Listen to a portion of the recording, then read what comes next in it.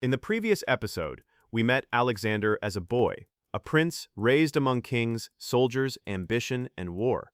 We saw Philip II build Macedon, Aristotle shape Alexander's mind, and the young prince tame Bucephalus. But in 336 BC, everything changed.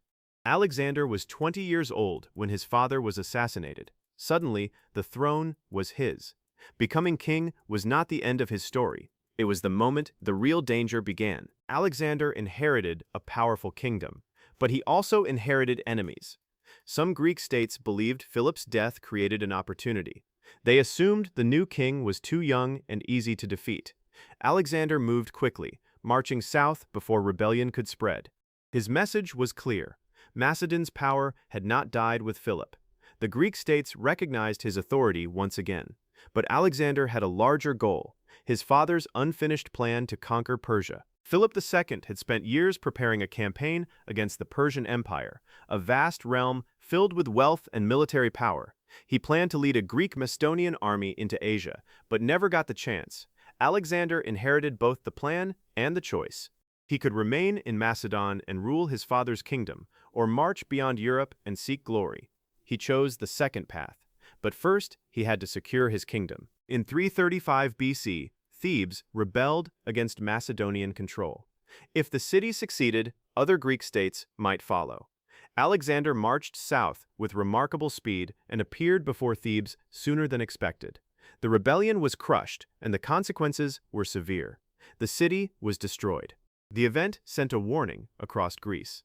Alexander was young, but he was not weak.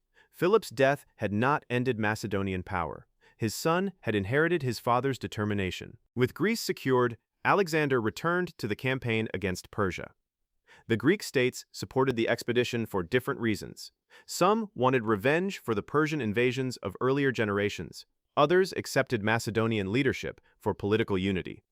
Alexander had another motive: ambition. He wanted to go farther than any king before him and make his name unforgettable. But ambition required an army, and Philip had left him one of the ancient world's strongest forces. The Macedonian army relied on disciplined infantry formations. Soldiers carried long spears called sarissas, forming a wall of spear points. Elite cavalry could strike with tremendous force, while archers, scouts, engineers, and other troops supported the main army. Alexander understood how to combine these forces. He also fought beside his soldiers instead of commanding from safety. Yet a campaign far from home required supplies, ships, and money. Most importantly, Alexander had to commit fully. In 334 BC, Alexander began his campaign into Asia.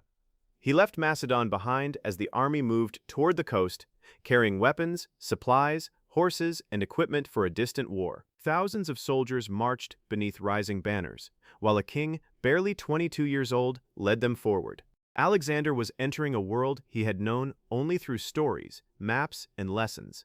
But this was more than foreign territory. It was the heart of the Persian Empire. Alexander reached the Hellespont, the narrow waterway separating Europe from Asia. The crossing was more than geography. Behind him stood Macedon and the kingdom Philip had built. Ahead lay Asia and the Persian Empire.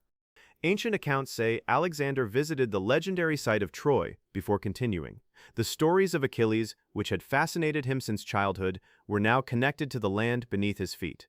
The boy who admired heroes was beginning to write his own legend. Dreams do not win wars. Soon after crossing into Asia, Alexander faced his first major Persian army near the Granicus River. He had finally reached the battlefield he had prepared for. His army was smaller than the enormous forces later described in legend, but it possessed confidence, discipline, and experience.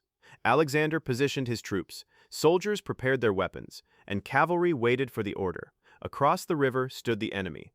His first great test was about to begin. Alexander led his forces into battle and personally joined the fighting.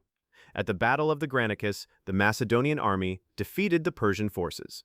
It was Alexander's first major victory in Asia, and it changed everything. The young king had crossed from Europe, challenged the Persian Empire, and won. But the battle was only the beginning. Alexander now had momentum. Cities began falling under his control, and the road toward Persia's heart opened before him. For a king so young, Alexander had achieved something remarkable, yet every victory created new dangers.